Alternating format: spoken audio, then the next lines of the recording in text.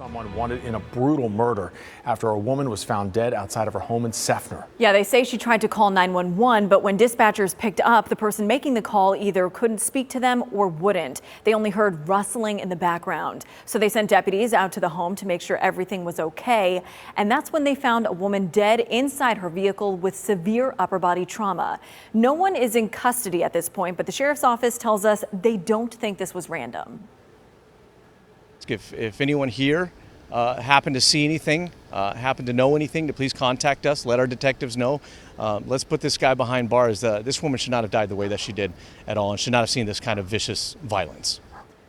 The sheriff's office says there was also damage to the vehicle. Deputies went door to door this morning asking neighbors for surveillance video.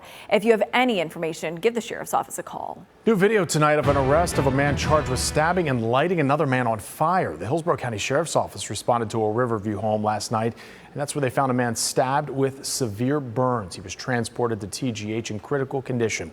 The suspect was tracked down in Manatee County on the Skyway Bridge. You can see him out in the water on the south end. Deputies eventually had to get into the water to get him. He has now been charged with attempted first-degree murder and arson. The FBI is investigating a data breach at Tampa General Hospital. And to give you an idea on the scale of this, TGH says the breach was so significant it could have stopped the hospital from being able to care for patients. But they stopped it before that could happen. ABC Action News reporter Eric Waxler explains what was stolen. Travis Horn was treated at Tampa General Hospital after a recent crash where his truck was hit, causing a rollover. But now he says he's got more to worry about than just his serious neck and back injuries after a data breach at TGH involving 1.2 million people. I'm going to keep a closer eye on my credit and see what's happening with my debit and credit cards and make sure that there are no erroneous charges hitting my accounts. TGH says on May 31st they discovered unusual activity on their computer systems. They say the breach involved a lot of patient information, including social security numbers, health insurance info, and medical records numbers, but limited treatment information. They say because they caught it early, they prevented encryption, which could have locked all that data up. LMG Security CEO Sherry Davidoff says the hospital deserves credit. Kudos to the hospital for deploying some of this latest and greatest technology that helped them to prevent operational outage. Because when we're dealing with hospitals, that's what I care about the most. Patient safety, patient care. You don't want delays in procedures.